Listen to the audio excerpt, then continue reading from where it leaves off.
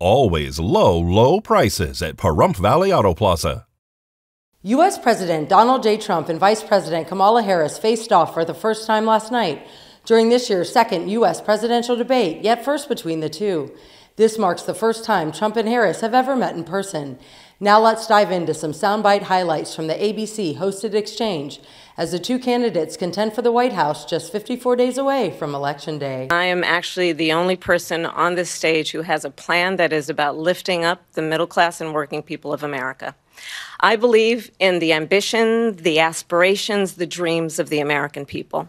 And that is why I imagine and have actually a plan to build what I call an opportunity economy. The Biden-Harris administration has been in office for 1,330 days. Many things are 50, 60, 70, and 80% higher than they were just a few years ago. This has been a disaster for people, for the middle class, but for every class.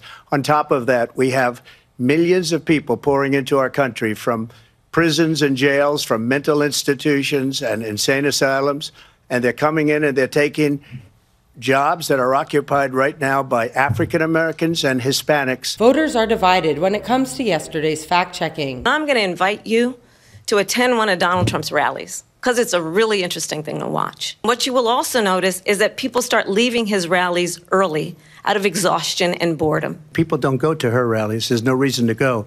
And the people that do go, she's bussing them in and paying them to be there and then showing them in a different light. So she can't talk about that. People don't leave my rallies. We have the biggest rallies, the most incredible rallies in the history of politics. That's because people want to take their country back. The former San Francisco prosecutor confirmed that she is a gun owner. As a prosecutor, I never asked a victim or a witness, are you a Republican or a Democrat?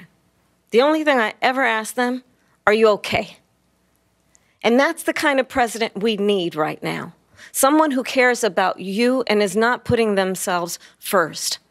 I intend to be a president for all Americans. Just started by saying she's going to do this, she's going to do that, she's going to do all these wonderful things. Why hasn't she done it? She's been there for 3.5 years. They've had 3.5 years to fix the border.